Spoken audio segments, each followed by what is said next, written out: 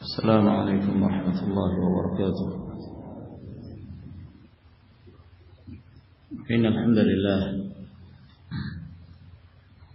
نحمده ونستعينه ونستغفره ونعوذ بالله من شرور أنفسنا ومن سيئات أعمالنا. من يهده الله فلا مضل له ومن يضلل فلا هادي له. وأشهد أن لا إله إلا الله وحده لا شريك له وأشهد أن محمدا عبده ورسوله. يا أيها الذين آمنوا اتقوا الله حق تقاته ولا تموتن إلا وأنتم مسلمون. يا أيها الناس اتقوا ربكم الذي خلقكم من نفس واحدة وخلق منها زوجها وبث منهما رجالا كثيرا ونساء واتقوا الله الذي تساءلون به والأرحام إن الله كان عليكم رقيبا. يا أيها الذين آمنوا اتقوا الله وقولوا قولا سديدا يصلح لكم أعمالكم ويغفر لكم ذنوبكم ومن يطع الله ورسوله فقد فاز فوزا عظيما.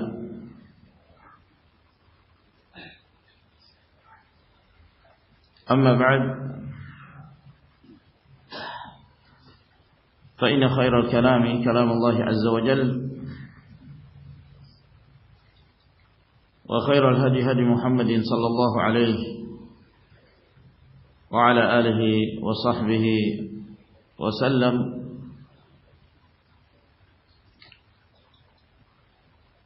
وشر الأمور محدثاتها فإن كل محدثة بدعة وكل بدعة ضلالة وكل ضلالة في النار.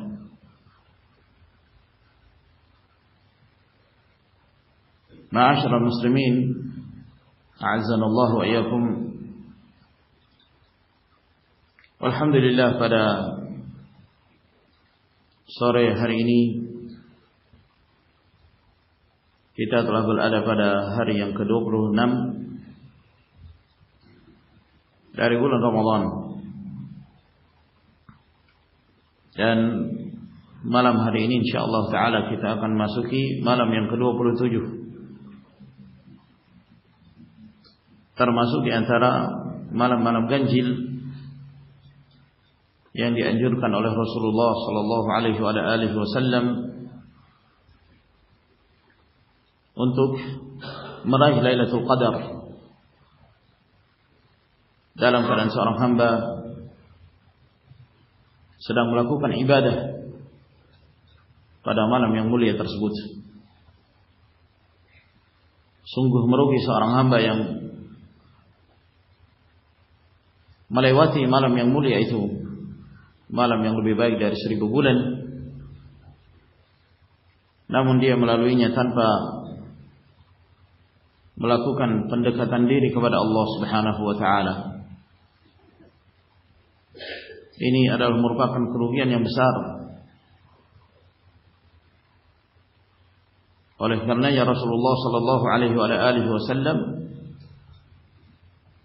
beliau menganjurkan umatnya untuk berusaha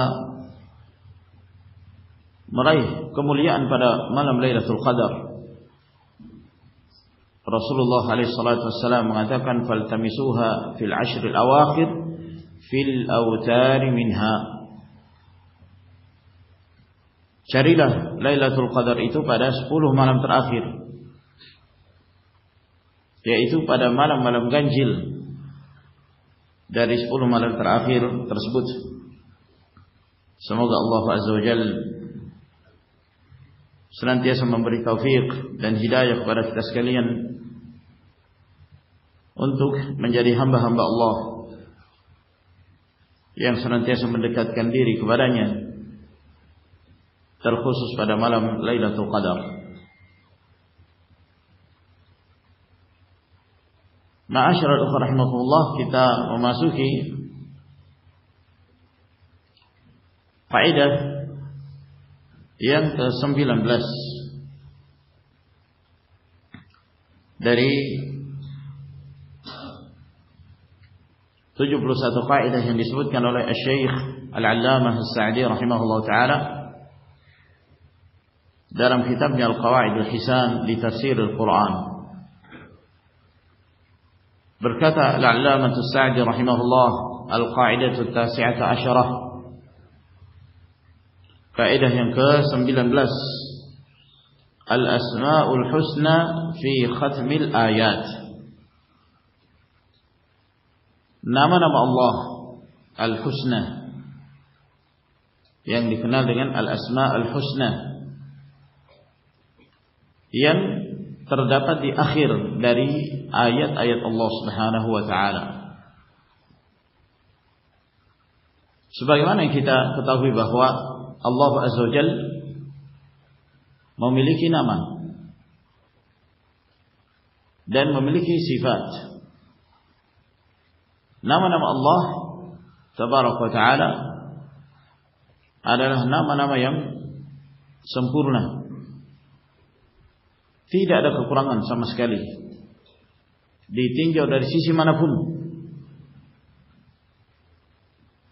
Sebagaimana sifat-sifat Allah Azza wa Jalla merupakan sifat yang maha tinggi, maha sempurna, tidak ada aib, tidak ada kekurangan, dan merupakan keyakinan yang telah disepakati oleh para ulama ahli sunnah wal jamaah bahwa wajib bagi kita mengimani seluruh nama-nama Allah dan sifat-sifatnya yang disebutkan oleh Allah Azza wa Jalla di dalam Al-Quran Karim, yang Allah Tabaraka wa Ta'ala menyebutkan itu sebagai bagian dari namanya. Demikian pula yang disebutkan dalam hadis-hadis Rasulullah sallallahu alaihi wasallam yang sahih. Wajib bagi kita mengimaninya. Maka nama-nama Allah Subhanahu wa taala itu banyak sekali. Ada yang kita ketahui dan ada yang tidak kita ketahui. Ada yang disimpan oleh Allah Azza wa Jalla dalam ilmu ghaibnya.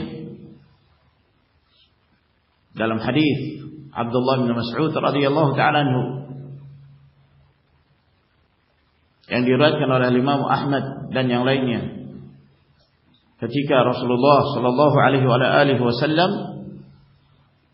mengajarkan doa penghilang kesedihan yang mengangkat perasaan gundah gulana, kesedihan yang menimpa seseorang. Nabi sallallahu alaihi wasallam menganjurkan untuk berdoa kepada Allah dengan mengucapkan Allahumma inni 'abduka wa ibnu 'abdika wa ibnu amatika nasiyati bi yadik madin fi hukmuk 'adlun fi qada'uk as'aluka Allahumma bi kulli ismin huwa laka أسألك اللهم بكل اسم هو لك أسألك اللهم بكل اسم هو لك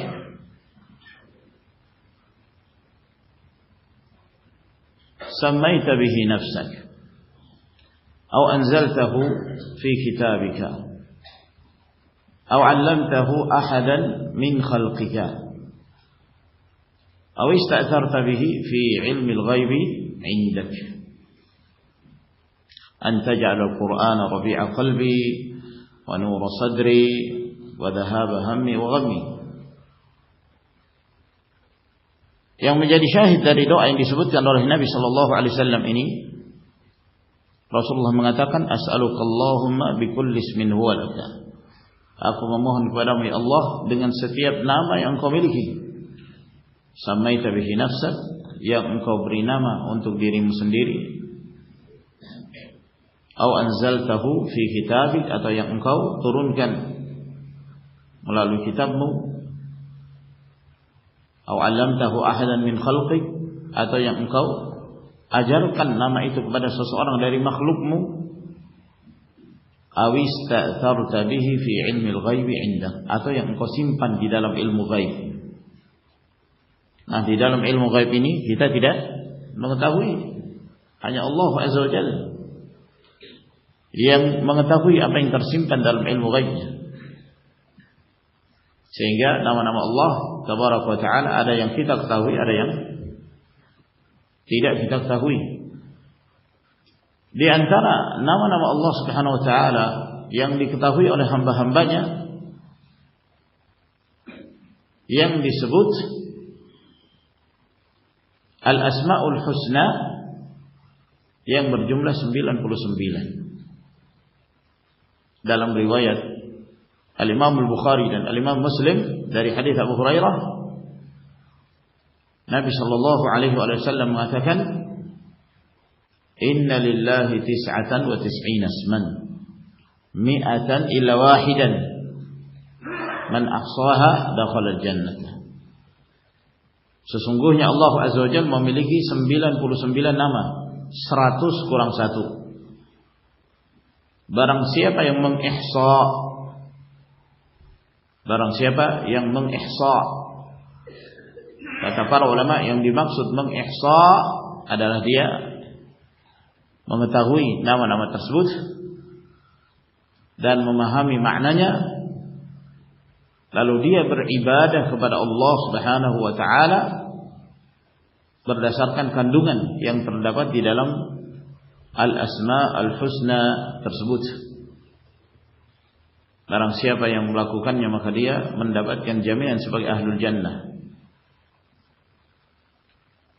Dan tidak ada satupun hadis yang sahih yang diriwayatkan dari Nabi sallallahu alaihi wasallam penyebutan 99 nama Allah Azza wa Jalla tersebut dalam satu hadis. Tidak ada satupun hadis yang sahih. Apa yang diriwayatkan oleh At-Tirmidzi dan yang lainnya yang menyebutkan 99 nama dalam satu hadis adalah hadis yang dhaif, tidak sahih. Apa yang kita dapati dalam sebagian mushaf, kalau tidak salah yang cetakan Indonesia, itu biasanya disebutkan di sampulnya Al-Asma'ul Husna, yang itu diambil dari hadis yang kita sebutkan bahwa itu adalah hadis yang dhaif. Sehingga para ulama berijtihad untuk mencari 99 dari nama Allah Subhanahu wa Ta'ala tersebut di dalam Al-Qur'an Al-Karim dan di dalam hadis-hadis Nabi sallallahu alaihi wasallam. Dan yang terbaik yang mengumpulkan dari nama-nama Allah Azza wa Jalla tersebut adalah Al-Allamah Muhammad bin Shalih Al-Utsaimin rahimahullah ta'ala dalam kitabnya Al-Qawaidul Muthlah. Nah, ma'asyiral ikhwah rahimakumullah, nama-nama Allah Azza wa Jalla yang kita dianjurkan beribadah, berdoa kepada Allah dengan Al-Asma'ul Husna, walillahil asma'ul husna fad'uuhu biha, itu sering kali disebutkan oleh Allah Tabaraka wa Ta'ala pada penghujung dari firman-firman-Nya. Banyak sekali kita mendapati di akhir ayat-ayat Allah Azza wa Jalla di dalam Al-Qur'an Al-Karim, di mana Allah Tabaraka wa Ta'ala mengakhiri ayat tersebut dengan menyebutkan salah satu dari Al-Asmaul Husna, atau disebutkan dua secara berbarengan. Wa huwal aliyyul azim wa huwal hakimul khabir ar-rahmanur rahim wa huwa ala kulli syai'in qadir innallaha bikulli syai'in alim. Dan yang lainnya banyak sekali kita mendapati di dalam Al-Qur'an Al-Karim. Allah Tabaraka wa Ta'ala seringkali menutup ayat demi ayat yang disebutkan di dalam Al-Qur'an Karim dengan menyebutkan nama-namanya, Al-Asmaul Husna itu. Nah, apa rahasianya? Apa hikmahnya? Apakah ada keterkaitan antara pembahasan yang disebutkan di dalam firman Allah tersebut dengan nama-nama Allah Azza wa Jalla yang disebutkan pada akhir ayat? Apakah ada hubungannya? Nah, ini yang beliau hendak terangkan. Kata beliau, yakhtimullahu al-ayati bi asma'illahil husna liyadulla ala anna al-hukma al-madhkura lahu ta'alluqun bidzalika al-ismil karim. Bahwa Allah Azza wa Jalla mengakhiri atau menutup ayat-ayatnya itu dengan menyebutkan asma'ullah al-husna, nama-nama Allah al-husna. Al-husna itu jamak dari ahsan. Ahsan. Jadi bukan cuma hasan, tapi ahsan.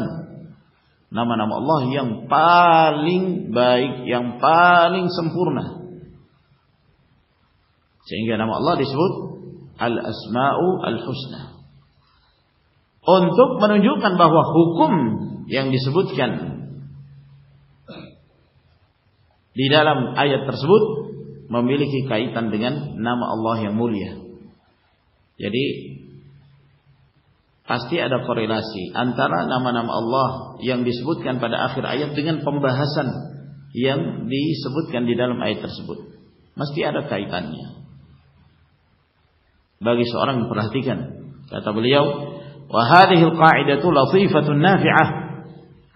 Kaidah ini merupakan kaidah yang sangat bermanfaat. Alaika bitatabbu'iha fi jami'il ayatil makhtumati biha. Hendaknya engkau melakukan penelitian terhadapnya, terhadap seluruh ayat-ayat yang nama-nama Allah disebutkan pada penghujung dari ayat-ayat tersebut. Tajiduha fi ghayatil munasabah. Maka engkau akan mendapati ada kesesuaian, ada korelasi yang sangat kuat sekali antara pembahasan yang terdapat di dalam ayat itu dengan penyebutan nama Allah Subhanahu wa taala di akhir ayat. Itu mesti ada kaitannya. Itu bukan sekedar menyebutkan nama Allah selesai. Wallahu ala kulli syai'in qadir wa huwal hakimul khabir wa huwal latiful khabir dan seterusnya. Itu memiliki keterkaitan dengan pembahasan yang disebutkan di dalam ayat itu. Namun sedikit yang memahami. Wa tadulluka ala anna syar'a wal amra wal khalqa kulluhu sadirun an asma'ihi wa sifatihi wa murtabitun biha. Dan ini juga menjelaskan kepadamu bahwa syariat ini, segala perkara yang ditetapkan oleh Allah dan seluruh makhluk itu semua terjadi berasal dari nama-nama Allah dan sifat-sifatnya. Nama Allah yang mengandung sifat dan memiliki keterkaitan. Memiliki keterkaitan yang sangat erat. Wa hadha babun 'azim fi ma'rifatillah wa ma'rifati ahkamih wa huwa min ajallil ma'arif wa asyrafil 'ulum. Dan ini merupakan bab yang sangat agung dalam mengenal Allah dan mengenal hukum-hukumnya, dan ini merupakan ilmu yang paling mulia dan yang paling agung. Bagi seorang yang perhatian, ternyata penyebutan nama dari nama-nama Allah Subhanahu wa taala di akhir ayat itu bukan sekedar diletakkan begitu saja. Di balik itu ada hikmah yang besar sekali. Bahwa ada keterkaitan antara nama Allah dengan pembahasan ayat. Karena setiap dari nama Allah Subhanahu wa taala yang sempurna itu pasti mengandung sifat yang maha tinggi, yang maha mulia. Setiap nama Allah pasti mengandung sifat. Jadi bukan sekedar nama. Nama Allah adalah nama yang maha sempurna. Sehingga mesti ada keterkaitan antara nama Allah dengan sifat-sifatnya. Ini juga membantah kelompok Mu'tazilah Kaum Mu'tazilah meyakini bahwa Allah memiliki nama, tapi nama itu tidak mengandung sifat. Nama itu sekedar nama, tidak mengandung sifat. Ini adalah kesesatan, ini adalah kebatilan. Setiap nama Allah mengandung sifat, sifat Allah yang maha sempurna. Dan dari situlah Allah Azza wa Jalla memberikan sesuatu kepada makhluknya yang berkaitan dengan nama-nama Allah dan sifat-sifatnya tersebut. Sebagai permisalan, dalam suratul Baqarah ayat yang ke-29, Allah Azza wa Jalla berfirman, "Fasawwahunna sab'a samawatin wa huwa bikulli syai'in 'alim." Huwallazi khalaqa lakum ma fil ardi jami'an thumma istawa ila as-sama' fasawwahunna sab'a samawat wa huwa bikulli syai'in 'alim. Dialah Allah yang menciptakan untuk kalian apa yang ada di muka bumi ini seluruhnya untuk kalian, wahai hamba-hamba Allah, wahai manusia. Kemudian setelah Allah Azza wa Jalla menciptakan apa yang ada di muka bumi ini, lalu kemudian Allah Azza wa Jalla menuju ke langit dan menyempurnakan ciptaannya, menyempurnakan ciptaan 7 tingkatan langit tersebut. Setelah itu Allah mengatakan wa huwa bikulli syai'in alim, dan Allah Azza wa Jalla maha mengetahui segala sesuatu. Allah menutup ayat ini dengan namanya Al-Alim, bahwa Allah itu maha berilmu, maha mengetahui. Apa keterkaitannya, apa korelasinya antara Allah Azza wa Jalla menjelaskan bahwa Allah menciptakan bumi, kemudian setelah itu Allah menciptakan langit dan menyempurnakan ciptaannya, langit yang 7 tingkatan. Setelah itu Allah mengatakan dan Allah Azza wa Jalla maha mengetahui atas segala sesuatu. Fadzikru ihatati ilmihi ba'da dzikri khalqihi lil ardi was samawat yadullu ala ihatati ilmihi bima fiha min al awalim al azimah. Maka disebutkannya ilmu Allah yang maha luas, yang mencakup seluruhnya, yang mencakup seluruh jagat raya ini. Setelah disebutkannya penciptaan langit dan bumi, itu menunjukkan bahwa ilmu Allah mencakup apa yang ada di seluruh jagat raya ini, dari jagat raya yang demikian luas, yang demikian besar. Wa annahu hakimun haitsu wada'aha li ibadihi, dan bahwa Allah Azza wa Jalla itu maha hikmah. Yang dimaksud hikmah meletakkan sesuatu pada tempatnya. Jadi kalau Allah Subhanahu wa taala menciptakan sesuatu, itu berdasarkan hikmah. Tidak ada satupun yang menjadi ketetapan dan ciptaan Allah Subhanahu wa taala sia-sia. Semua pasti ada manfaatnya, semua pasti ada hikmahnya. Ada yang kita ketahui dan banyak yang tidak kita ketahui. Karena ilmu yang Allah berikan kepada kita sungguh sangat sedikit sekali. Maka Allah itu hakim,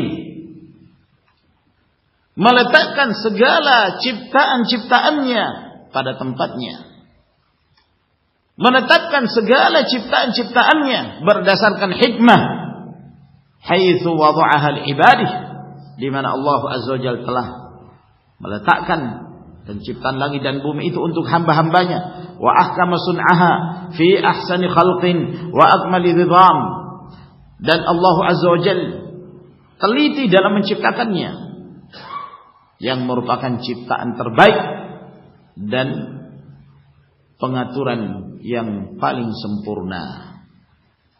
Wa anna khalqahu laha min adillati ilmihi, dan bahwa Allah Azza wa Jalla menciptakan seluruh jagat raya ini merupakan tanda yang menunjukkan kemahaluasan ilmu Allah Subhanahu wa taala. Tidak mungkin jagat raya ini tercipta dengan begitu rapihnya, dengan begitu indahnya, ya, dengan begitu sempurnanya, telitinya, tanpa sifat ilmu. Itu tidak mungkin. Anda saja ketika hendak membangun rumah, Anda harus mengetahui ilmunya. Asal-asalan tidak bisa, akan cepat hancur, akan cepat roboh. Kamu pasti akan bertanya kepada ahlinya, bagaimana cara membuat fondasi yang kuat, bagaimana cara pengaturan tatanan rumah yang baik. Ya. Semakin seorang itu memiliki keahlian dalam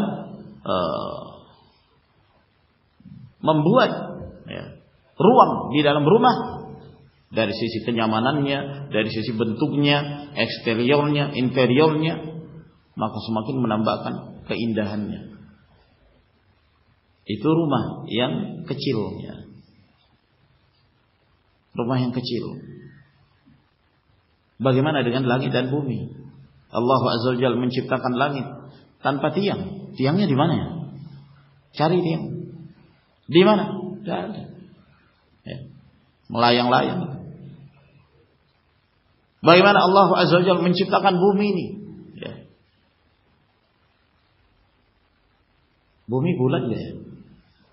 Hah? Bulat ya? Yakin bulat? Hah? Akhir-akhir ini ada yang mengatakan bumi itu datar. Berusaha untuk meyakinkan bahwa bumi itu datar dengan berdasarkan penelitian ini itu semacam-macam. Ya cukup kita mengatakan gitu aja kok repot. Pernah ada seorang datang seperti orang yang luar biasa serius. Kirain ada permasalahan apa ini, datang masuk ke rumah. Ustaz, bumi itu datar atau bulat?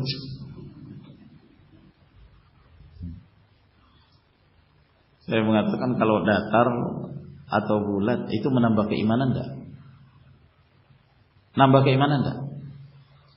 Apakah ada unsur kesesatannya kalau mengatakan bumi itu datar atau bumi itu bulat? Sesat enggak? Pembahasan geografis. Namun ya selama ini yang kita yakini bahwa bumi itu bulat. Bumi itu bulat. Syekhul Islam Ibnu Taimiyah rahimahullah taala menyebutkan kesepakatan para ulama tentang bulatnya bumi. Tentang bulatnya bumi. Ada yang mengisbatkan kepada Syekh bin Baz rahimahullah taala bahwa Syekh bin Baz mengatakan bumi itu datar. Ada yang mengatakan demikian. Saya cari-cari kok belum dapat. Justru yang saya temukan Syekh bin Baz rahimahullah mengatakan bumi itu bulat.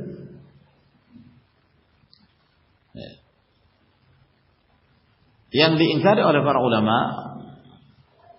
atau sebagian para ulama adalah permasalahan apakah bumi itu berevolusi dan berotasi. Apakah bumi itu berputar-putar?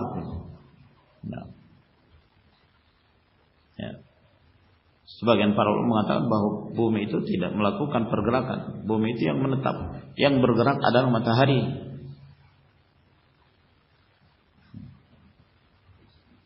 Orang-orang yang membahas tentang planet-planet, mereka mengatakan bahwa pusat itu adalah matahari. Yang lain berputar mengelilingi matahari. Wallahu ta'ala alam. Yang jelas kita mengimani firman Allah Azza wa Jalla, "Wasyamsu tajri li mustaqarrin laha." Bahwa matahari itulah yang bergerak. Wallahu ta'ala alam.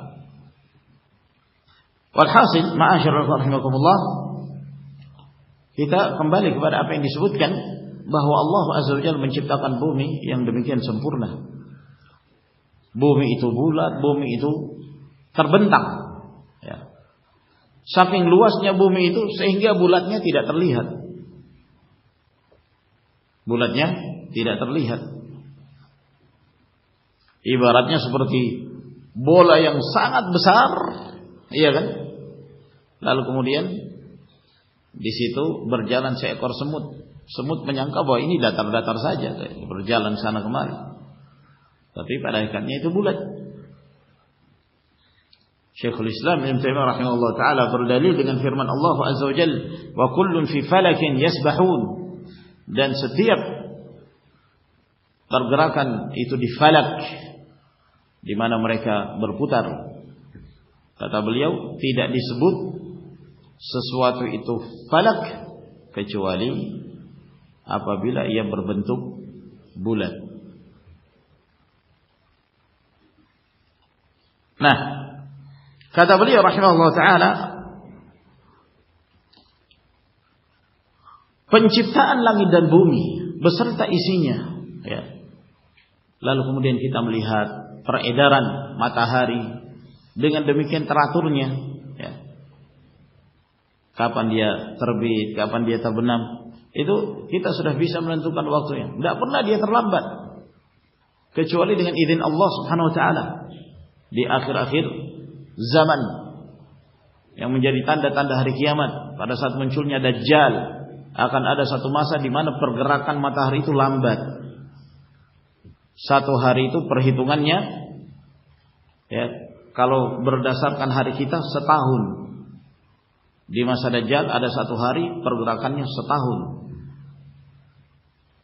Belum lagi di akhir sebelum tegaknya hari kiamat, di mana matahari tersebut terbit dari tempat terbenamnya, itu telah mengalami perubahan. Namun, ya, sebelum terjadi tanda-tanda tersebut, matahari itu bergerak secara normal.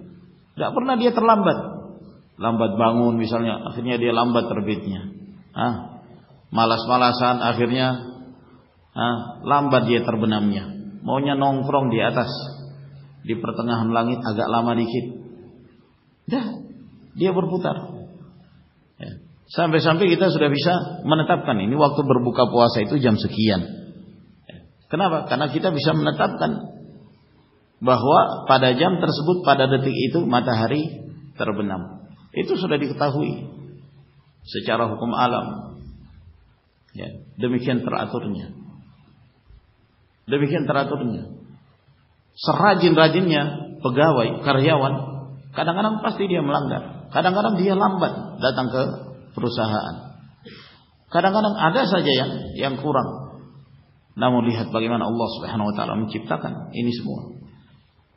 Penciptaan yang sempurna ini, ma'asyiral ikhwah rahimakumullah, itu tidak mungkin terjadi begitu saja. Pasti Allah Azza wa Jalla menciptakan langit dan bumi dan beserta isinya yang menunjukkan ilmu Allah yang maha sempurna. Itu pasti. Makanya Allah Azza wa Jalla menutup ayat ini dengan apa? Ilmu Allah yang maha luas. Wa huwa bikulli syai'in alim. Dan dialah Allah yang alim, maha mengetahui segala sesuatu. Kama qala fil ayat al-ukhra, sebagaimana yang Allah sebutkan dalam ayat yang lain dalam surah Al-Mulk ayat 14, ala ya'lamu man khalaqa wa huwal latiful khabir. Ala ya'lamu man khalaqa, apakah dia tidak mengetahui Rabbul Alamin, mengetahui ciptaannya dan keadaan mereka, padahal Allah yang menciptakan mereka. Allah Azza wa Jalla yang menyempurnakan penciptaan itu terhadap mereka. Wa huwal latif al-khabir. Dialah Allah Subhanahu wa ta'ala maha lembut, yang maha mengetahui apa yang dilakukan dan diamalkan oleh hamba-hamba tersebut. Fa khalquhu lil makhluqat wa taswiyatuha ala ma hiya alayhi min insanin wa hayawanin wa nabatin wa jamadin min akbaril adillati al-aqliyati ala ilmihi fa kaifa yakhluquha wa huwa la ya'lamuha.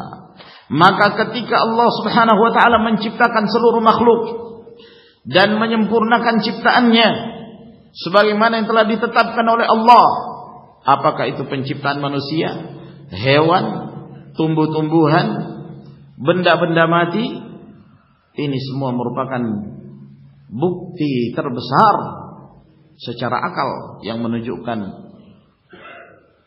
kemahaluasan ilmu Allah. Bagaimana mungkin Allah menciptakan itu semua dalam keadaan Allah tidak memiliki ilmu? Mustahil, tidak mungkin. Allah Azza wa Jalla menciptakan manusia dalam keadaan sempurna, luar biasa. Ya. Kalaulah ciptaan itu tidak dibangun di atas ilmu, asal-asalan penciptaan itu, ya tidak akan seperti yang kita saksikan sekarang ini. Kedua mata pada tempatnya, ya. Di hadapan, di antara dua mata di situ ada hidung, di bawah hidung itu ada mulut. Bayangkan kalau mulut itu dibokong coba. Hah? Penciptaan mulutnya dibokong, gimana itu? Di situ dia makan, di situ juga dia buang hajat. Subhanallah ikhwan, maha sempurna, luar biasa. Nah, perhatikan ciptaan hewan. Oleh karena itu Allah Azza wa Jalla menyebutkan dalam sebagian ayatnya, afala yanzuruna ilal ibili kaifa khuliqat wa ilal samai kaifa rufi'at wa ilal jibali kaifa nusibat wa ilal ardi kaifa sutihat. Tidakkah mereka memperhatikan itu? Bagaimana unta itu diciptakan? Unta luar biasa, ya, mampu menyimpan air di dalam tubuhnya, berjalan berhari-hari, tidak bertemu air, tahan. Ya, memang diciptakan oleh Allah Subhanahu wa taala menyesuaikan kondisi padang pasir. Ya. Unta itu jadi kendaraan yang tangguh pada masa itu. Bagaimana Allah Subhanahu wa taala menciptakan langit ini? Bagaimana langit ini terangkat? Bagaimana bumi-bumi ini terpancangkan? Bagaimana gunung-gunung itu terpancangkan dan bagaimana bumi itu diciptakan oleh Allah Subhanahu wa taala terhampar sehingga memudahkan seorang berjalan di atasnya. Kalau seandainya seluruh permukaan bumi ini terbuat dari besi, gimana para petani? Tidak bisa bercocok tanam. Bagaimana seandainya kalau seluruh permukaan bumi ini lumpur, aduh sulitnya kita berjalan di atasnya. Subhanallah, Allah Azza wa Jalla menjadikan bumi ini ada yang kering, ya, memungkinkan, memudahkan kita membangun di atasnya. Ada yang gembur untuk kita jadikan sebagai tanah bercocok tanam, menghasilkan makanan, buah-buahan dan seterusnya. Nikmat Allah Subhanahu wa taala. Ini semua terjadi tidak mungkin tanpa ilmu Allah Azza wa Jalla. Walamma dzakara kalam al-malaikati hina akhbarahum annahu ja'ilun fil ardi khalifah wa muraja'atuhum li rabbihim fi dhalika falamma khalaqa Adam 'allamahu asma'a kulli shay' mimma ja'alahu Allah lahu wa bayna yadayhi wa 'ajazatil malaikatu 'an ma'rifatiha wa anba'ahum Adam biha wa anba'ahum Adam biha wa anba'ahum Adam biha qalu subhanaka la ilma lana illa ma 'allamtana innaka antal alimul hakim. Ketika Allah Azza wa Jalla menyampaikan kepada para malaikat bahwa Allah ingin menciptakan khalifah di muka bumi, manusia yang hidup silih berganti. Wa idh qala rabbuka lil malaikati inni ja'ilun fil ardi khalifah. Aku ingin menjadikan di muka bumi ini seorang khalifah. Itu disampaikan oleh Allah Subhanahu wa taala di hadapan para malaikatnya. Para malaikat sempat menyampaikan pendapat mereka. Ataj'alu fiha may yufsidu fiha wa yasfiku ad-dima' wa nahnu nusabbihu bihamdika wa nuqaddisu lak. Qala inni a'lamu ma la ta'lamun. Mengapa engkau menciptakan di muka bumi seorang yang akan melakukan pengerusakan dan menumpahkan darah-darah? Jadi para malaikat sudah punya latar belakang tentang adanya kejadian sebelumnya di muka bumi, adanya kelompok makhluk yang mereka melakukan pengerusakan dan menumpahkan darah-darah. Sehingga malaikat mengucapkan ini. Maka Allah Azza wa Jalla mengatakan pada mereka, aku lebih mengetahui, aku lebih mengetahui, aku lebih mengerti, aku mengetahui apa yang kamu tidak ketahui. Maka Allah Azza wa Jalla mengajarkan kepada Adam seluruh nama-nama. Wa 'allama Adam al-asma'a kullaha, thumma 'aradahum 'ala al-malaikah. Kemudian setelah itu Allah mengatakan kepada para malaikat, anbi'uni bi asma'i haula in kuntum shadiqin. Ayo sampaikan kepada aku nama-nama segala sesuatu ini kalau kalian itu orang-orang yang jujur dengan ucapan kalian. Apa kata malaikat? Qalu subhanaka la ilma lana illa ma 'allamtana. Maha suci Engkau ya Allah. Kami tidak memiliki ilmu kecuali apa yang Engkau ajarkan kepada kami. Luar biasa, merendah para malaikat. Mereka hamba-hamba Allah yang taat kepadanya. Tidak berbangga dengan ilmu yang dia miliki, karena seluruh ilmu makhluk adalah pemberian dari Allah, anugerah dari Allah Subhanahu wa taala. Jangan sekali-kali seorang itu menyombongkan diri dengan ilmu yang dia miliki. Wa fawqa kulli dhi ilmin alim. Setiap orang yang berilmu ada lagi yang di atasnya, ada lagi yang di atasnya. Kesempurnaan ilmu itu hanya milik Allah Subhanahu wa taala. Jangan seorang menyombongkan diri. Ilmu yang Allah berikan, berapapun yang kita miliki dari ilmu, itu jumlahnya sangat sedikit. Karena Allah yang mengatakan, wa ma utitum minal ilmi illa qalila. Kalian tidak diberikan ilmu kecuali sedikit. Ilmu kita sedikit sekali. Ya. Kalau seorang belajar dari awal dia lahir sampai dia mati, dia terus belajar. Setiap saat dia belajar. Maka ilmu syariat ini tidak akan habis untuk dipelajari. Tidak ada seorang pun setinggi apapun ilmunya yang menguasai seluruh ilmu syariat. Pasti ada kekurangannya. Karena sifat manusia itu ya'lam wa yajhal, yusibu wa yukhti, wa yadhkur wa yansa. Itu sifat manusia. Kadang dia berilmu tentang sesuatu, dia jahil tentang yang lain. Kadang dia benar, kadang dia keliru. Kadang dia mengingat sesuatu, kadang dia lupa. Sifat manusia. Ya. Maka para malaikat ketika Allah Subhanahu wa taala mengatakan, memerintahkan pada mereka untuk menyebut nama-nama tersebut yang mereka tidak mengetahui, mereka mengatakan subhanaka la ilma lana illa ma 'allamtana. Kami tidak memiliki ilmu ya Allah kecuali Engkau ajarkan kepada kami.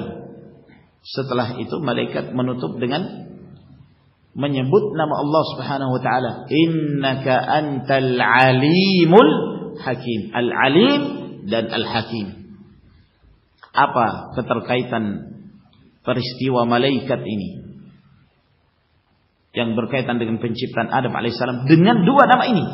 Mengapa malaikat menyebut dua nama ini? Innaka antal alimul hakim. Fa'tarafu lillahi bisa'atil ilm wa kamalil hikmah. Maka mereka mengakui bahwa Allah Subhanahu wa taala memiliki kemahaluasan ilmu dan kesempurnaan hikmah. Bahwa Allah apabila menciptakan sesuatu berdasarkan ilmu yang sempurna. Dan apabila Allah Azza wa Jalla menciptakan sesuatu itu pasti berdasarkan hikmah. Yang Allah Azza wa Jalla Maha mengetahui tentang hikmah diciptakannya segala sesuatu. Maka disebutkan dua nama ini, Al-Alim, Al-Hakim. Bahwa Allah menciptakan dibangun di atas ilmu yang maha luas. Dan Allah Azza wa Jalla menciptakan sesuatu yang pasti di balik ciptaan tersebut ada hikmah yang telah ditetapkan oleh Allah Subhanahu wa taala. wa annahum mukhti'una fi muraja'atihim rabbahum fi istikhlafihi Adam fil ard allati khuliqat lahu wa huyyi'at linuzulih.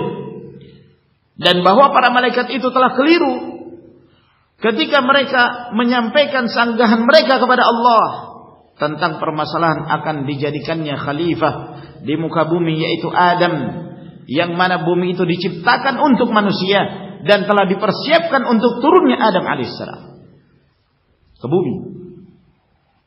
Wa fi hadha anna al-malaikata ala 'azamatihim wa sa'ati ma'arifihim bi rabbihim i'tarafu bi anna 'ulumahum tatmahillu bi janibi 'ilmi rabbihim. Maka di dalam ayat ini, dalam peristiwa ini, bahwa para malaikat mereka adalah makhluk yang agung, makhluk yang mulia, yang memiliki keluasan ilmu. Namun terhadap Rabb-nya, terhadap Allah Subhanahu wa taala, mereka mengakui bahwa ilmu mereka itu hilang, tidak ada apa-apanya dibandingkan ilmu Allah Subhanahu wa taala. Ilmu para malaikat. Para malaikat ilmunya lebih banyak daripada manusia. Dengan kekuasaannya Allah Subhanahu wa taala ciptakan terhadap para malaikat. Malaikat mampu membaca apa yang terdapat di dalam hati manusia. Yang manusia hanya bisa menghukumi secara zahir. Apa yang nampak itulah hukum. Yang tidak nampak bukan tanggung jawab kita untuk berusaha mengetahui apa yang terdapat di dalam hati manusia. Kita menghukumi orang berdasarkan zahir. Nahnu nahkumu bil-zawahir. Wallahu yatawalla as-sarair. Kita sebagai manusia menghukumi orang berdasarkan zahir. Allah Subhanahu wa taala yang mengurusi apa yang tersimpan di dalam hati-hati manusia. Meskipun kadang-kadang yang tersimpan di dalam hati itu muncul. Muncul. Kadang-kadang terlihat dari raut wajah seseorang. Kadang-kadang terlihat dari ungkapan-ungkapan lisan yang keluar secara spontan tanpa sengaja. Itu menampakkan apa yang terdapat dalam isi hatinya. Seperti orang-orang munafik yang terdahulu. Mereka munafik menyembunyikan kekufurannya, namun kadang-kadang muncul melalui lisan, menampakkan apa yang terdapat di dalam hatinya. Para malaikat lebih luas ilmunya, tapi dibandingkan ilmu Allah, ilmu para malaikat tidak ada apa-apanya. Wa annahu la ilma lahum illa minhu, bahwa para malaikat itu tidak memiliki ilmu kecuali dari Allah.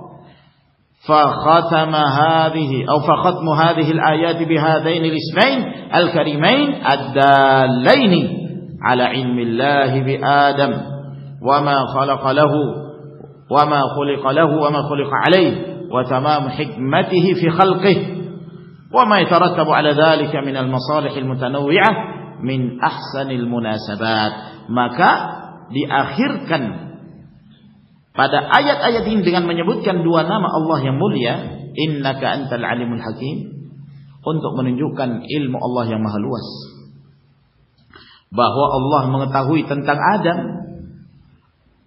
untuk apa Adam diciptakan, lalu apa dari akhir keberadaan Adam, walaupun dia diciptakan dalam surga, namun Allah Subhanahu wa taala telah menciptakannya memang dipersiapkan untuk hidup di dunia. Itu sudah ditetapkan oleh Allah. Dan itu semua menunjukkan kesempurnaan hikmahnya dalam penciptaannya. Sehingga sangat sesuai ketika disebutkan dua nama ini, Al-Alim, Al-Hakim, yang menunjukkan kemahaluasan ilmu Allah. Demikian pula kesempurnaan hikmah yang Allah Azza wa Jalla tetapkan dalam penciptaan hamba-hambanya.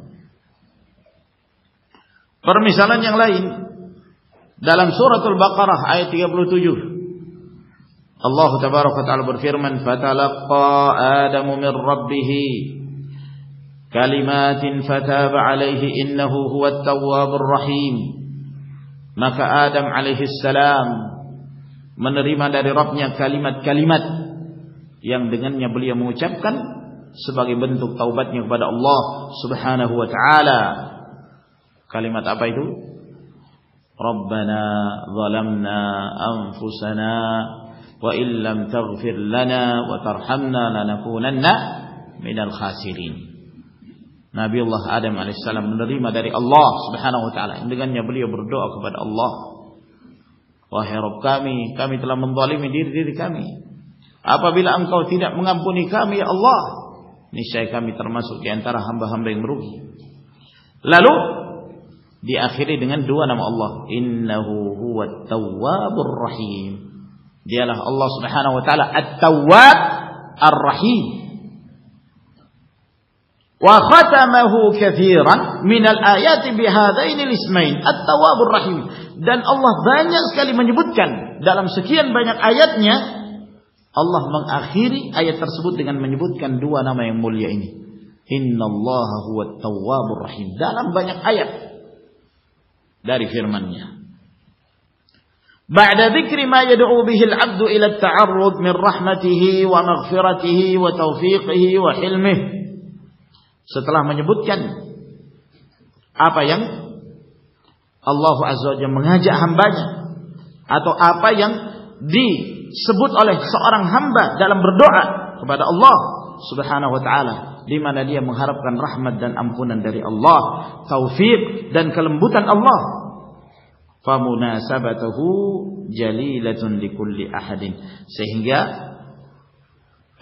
keterkaitan atau kesesuaian antara kandungan ayat dengan dua nama Allah Subhanahu wa taala At-Tawwab Ar-Rahim itu sangat mulia dan sangat jelas bagi setiap orang yang memperhatikan.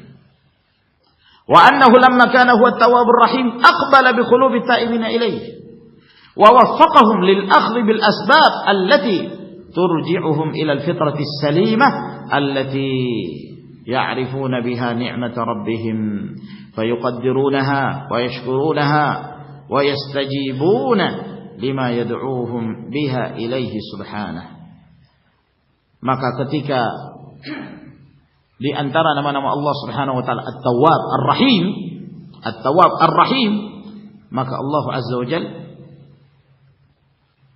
menghadapkan hati-hati orang yang bertaubat, sehingga hati-hati orang bertaubat itu menuju kepadanya, condong kepada Allah. Dan Allah memberikan taufik kepada mereka, sehingga hamba-hamba tersebut melakukan sebab-sebab yang mengembalikan mereka kepada fitrah yang selamat, yang dengannya mereka mengenal nikmat Allah. Lalu mereka pun bersyukur kepada Allah Subhanahu wa taala, dan mereka memenuhi apa yang menjadi ajakan Allah Azza wa Jalla kepada mereka untuk beribadah hanya kepadanya. Dan seorang dalam kehidupan dunia kadang-kadang terjatuh dalam kesalahan, kadang-kadang terjatuh dalam kekeliruan. Maka dengan dua nama ini seorang berdoa kepada Allah, meyakini bahwa Allah Tabaraka wa Ta'ala senantiasa menerima taubat hamba-hamba yang bertaubat, dan Allah Azza wa Jalla itu Rahim, senantiasa merahmati hambanya.